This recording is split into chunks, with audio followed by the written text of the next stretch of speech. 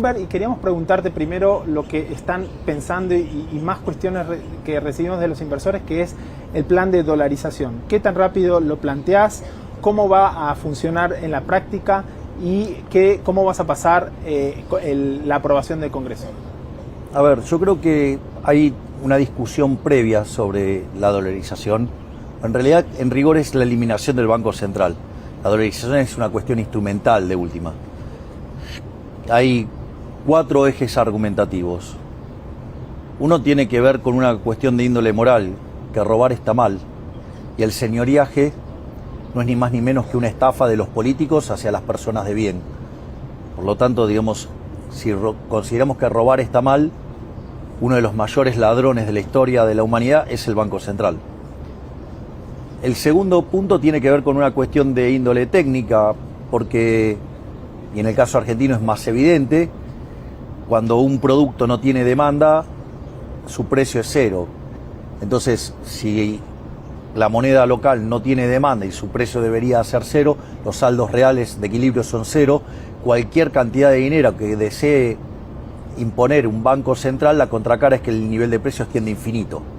Por lo tanto, o sea, es una economía naturalmente inflacionaria. Después hay cuestiones instrumentales, ¿no?, que tienen que ver con los distintos modelos que hay para dolarizar. Digamos, la propuesta probablemente más icónica es la propuesta de Emilio Campos y Nicolás Kachanowski, y nosotros tenemos distintas versiones para dolarizar. Por lo tanto, digamos, no es un problema, digamos, de índole técnica. Y después hay una dimensión política que tiene que ver con el hecho de que los políticos argentinos, mediante el señoriaje, le roban a los argentinos 5 puntos del PBI. Y probablemente la resistencia más grande deviene de esos políticos ladrones que quieren seguir robando a los argentinos de bien. Digo, ese es el marco general. Después hay cuestiones, digamos, que uno puede discutir en términos de la instrumentación, de cuánto tiempo demanda. Por ejemplo, cuando uno mira la experiencia de Ecuador, que se hacía de manera compulsiva, se intentó hacer en 3 meses, no se pudo, en 6 no se pudo, se hizo en 9 meses. Porque hay una cuestión operativa del cambio de los billetes. Pensá que el billete más grande en Argentina compra menos de $3. Y en el caso de El Salvador se dejó libremente que la gente que vaya cambiando los colonos por ejemplo, los dólares, y ese proceso terminó tardando 24 meses. Lo que nosotros estamos pensando es en una opción intermedia en la cual básicamente la gente lo hace como en El Salvador, pero que cuando se llega a convertir 2/3 de la base monetaria, automáticamente se dolariza.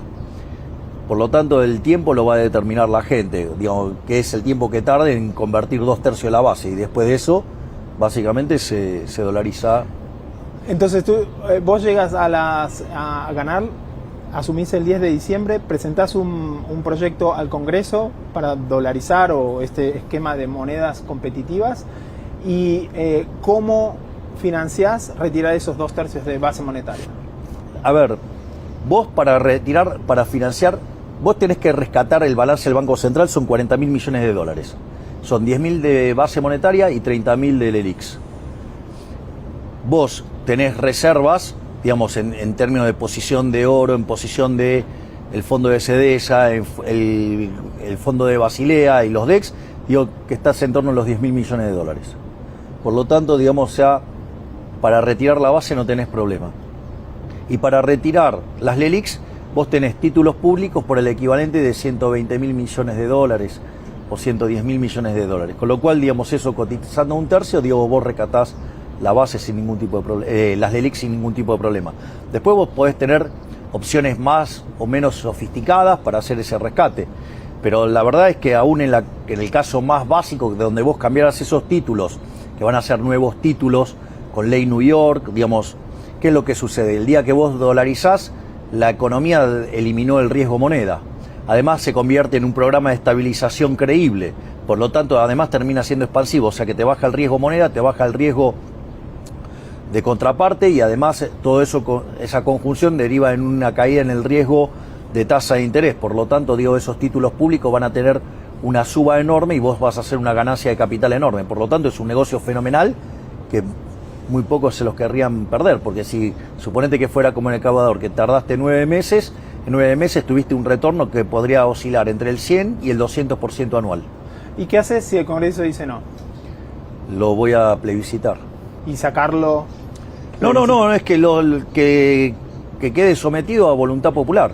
Entonces que el Congreso le explique por qué no quiere que la gente elija qué moneda tener. ¿Y qué haces con el Banco Central? Entonces, ¿lo cerrás? En algún momento hiciste la broma de que lo ibas a prender fuego. Eso es... Bueno, digo, lo que se haga con la disposición del edificio es un problema de lo que se decida hacer con ese edificio. Digo, es una figura, es una metáfora, digo, de que no exista más. Digo, igual en la transición, hasta que vos puedas transformar la banca a un sistema de banca libre, también, digamos, o sea, va a tener que cumplir la función de regulación de los bancos. O sea, la superintendencia de entidades financieras va a seguir funcionando hasta que pueda ser un sistema de banca libre. Y en esa idea, si sos presidente, en 6 meses, 10 meses, un año, todos los billetes en circulación de Argentina serían dólares. Todo sería dólares, sí. ¿Qué harías entonces con el tema de los bonos? Porque estabas diciendo, bueno, esos bonos se van a disparar en precio. ¿Eso asegura que no haya default?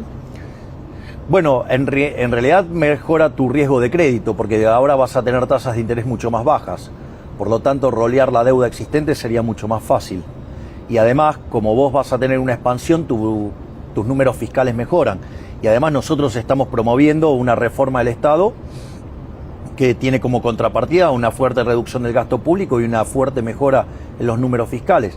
Pensá que con 5% de ajuste vos tendrías déficit financiero cero, con lo cual eso te aseguraría el repago de la deuda, la sustentabilidad de la deuda, y nosotros estamos pensando hacer un ajuste de 13 puntos del PBI de piso. Así es que, por lo tanto, digamos, nosotros estaríamos en condiciones de, además de ser solventes y pagar la deuda. Hoy los bonos están en 27 abajo de 30 centavos, algunos a 27 centavos, entonces según este plan están mal valuados. No digo que estén mal valuados, con gobiernos como, digamos, con personas como la de, ya sea con dirigentes políticos como los de Unión por la Patria, o sea, el Frente de Todos, o sea, los kirchneristas, o las personas que están en Juntos por el Cambio, digamos, o sea, no sé si están baratos. Tengo claro que están muy baratos y nosotros somos los que ganamos, que sí, efectivamente queremos hacer un ajuste fiscal en serio.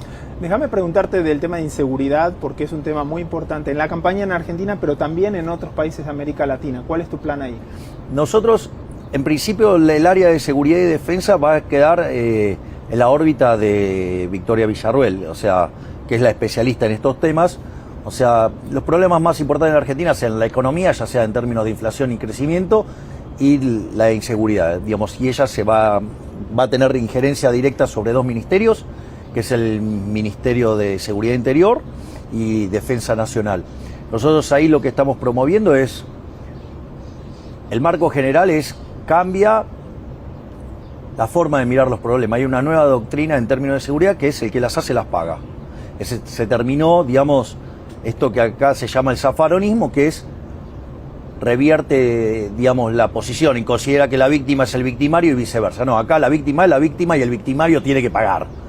Los delincuentes pagan las penas por lo que hacen. Y al mismo tiempo, o sea, eso implica ir a una reforma del sistema de seguridad interior, a una reforma de la ley de defensa nacional, la ley de inteligencia, la ley, digamos, que tiene que ver con el Código Penal Procesal, el Código Penal, y lo que tiene que ver con el sistema carcelario, de modo tal que el que las hace efectivamente las paga, y en ese contexto, digamos, también hay toda una revalorización de las fuerzas, digamos, como agentes que preservan el orden en la economía. Te quiero preguntar por la elección del 22 de octubre. Sacaste 30%, las dos coaliciones están abajo tuyo. ¿Cómo llegás? ¿Cuál es la estrategia para llegar al 40 o para ganar en primera vuelta o ir al balotaje el 19 de noviembre? Bueno, el primer paso es mejorar nuestro proceso de fiscalización.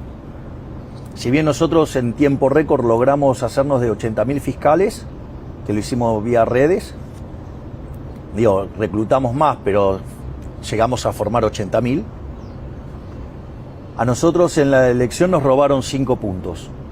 Es decir, nosotros estuvimos... ¿Cómo?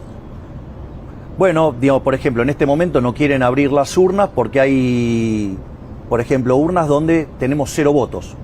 Eso es raro. ¿Lo denunciaban la comisión? Sí, claro, nosotros estamos haciendo todas estas denuncias.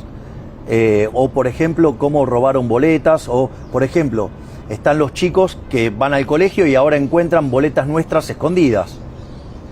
Bueno, digamos, y ahí en eso participaron activamente tanto la gente de Juntos por el Cambio como los kirchneristas. O sea, no hay diferencia entre ellos. De hecho, había Zooms de gente de Juntos por el Cambio induciendo a sus fiscales a robar nuestras boletas para que justamente, al no tener la posibilidad de votarnos a nosotros, los votaran a ellos. Con lo cual, digamos, las estimaciones andan en torno a 5 puntos que nos han robado. Por lo tanto, digamos, estaríamos muy cerca ya. Y después, digamos, el tema de seducir a las personas que no fueron a votar, nosotros tenemos altas chances de seducirlo, porque esos son los que están desencantados con el sistema y con el status quo, y quien mejor representa la oposición al sistema y al status quo somos nosotros, porque en el fondo del otro lado hay socialistas de malos modales o buenos modales, pero son todos socialistas, empobrecedores, que son los mismos que hace 40 años manejan la Argentina y cada vez está más pobre. De hecho, en el 2001 hubo un que se vayan todos y no se fue ninguno, que son los mismos de ese mismo momento, y nada más que además se multiplicaron. Entonces, nosotros por eso decimos que una Argentina distinta es imposible con los mismos de siempre, y los que venimos a cambiar eso acá somos nosotros. ¿Y vas a enfocarte en Provincia de Buenos Aires, capital federal? Provincia de Buenos Aires, nosotros evidentemente vamos a trabajar fuertemente porque creemos que estamos en condiciones de arrebatarle la provincia al kirchnerismo, sí. Déjame que te pregunte de política internacional. ¿Cuáles van a ser los ejes ahí? Nuestros ejes fundamentales son el libre comercio, la paz, la libertad y alinearnos con Occidente, digamos, donde los máximos referentes en esto para nosotros son Estados Unidos e Israel. Y en cuanto a China, es uno de los socios principales de comercio. Bueno, serán socios comerciales del sector privado. Nosotros no hacemos pacto con comunistas. Pero entonces, ¿qué harías? O sea, ¿no cerrarías las relaciones de Argentina con China? Yo no promovería la relación con comunistas, ni con Cuba, ni con Venezuela, ni con Corea del Norte, ni con Nicaragua, ni con China. O sea, para Venezuela vas a cambiar la política. Obviamente. Claramente. Y en cuanto a Brasil, es el socio comercial más importante de Argentina. Hablaste duramente de Lula en el pasado. ¿Se pueden acercar? No. ¿Qué significa? ¿Que no lo pensás y sos presidente? De hecho, yo creo que hay que eliminar el Mercosur porque es una unión aduanera defectuosa que perjudica a los argentinos de bien. O sea, en el fondo es un comercio administrado por estados para favorecer empresarios prebendarios. ¿Y entonces? Eso no promueve el comercio, eso lo destruye el comercio. Eso genera desvío de comercio, no genera bienestar. Genera rentas para amigos del poder. Digo, una cosa verdaderamente horrorosa. Pero en el mundo hay un montón de tratados bilaterales, comerciales, pero al sector privado eso le sirve. No, le sirve, digamos, a los que están asociados con los gobiernos en la administración de ese comercio. No le sirve a la gente. Digo, si la gente lo que le sirve es el comercio, que el comercio sea libre.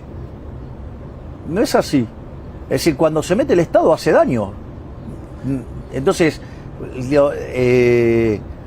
digamos, de hecho en Argentina, el Mercosur funciona de esa manera, genera un desvío de comercio. Si genera desvío de comercio, genera daño.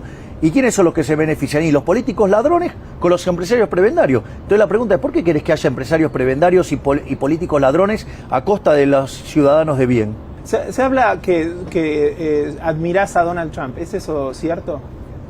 Yo, digamos, respeto y admiro a todos aquellos que se han logrado plantar contra el socialismo internacional.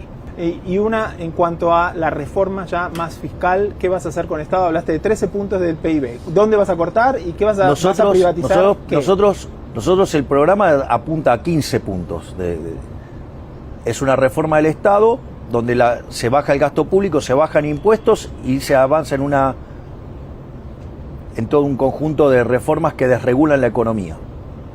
Nosotros pensamos recortar la obra pública, llevarla a un sistema de iniciativa privada a la chilena, pensamos recortar las transferencias discrecionales a cero y pensamos, digamos, eliminar los subsidios económicos recalibrando la ecuación económica financiera de los contratos para minimizar el impacto en precios. Eso sí te da 13 puntos del PBI, pero también queremos avanzar en la privatización de las empresas públicas y eso es un punto del PBI y también queremos avanzar en la eliminación de regímenes de privilegio, que es otro punto más del PBI.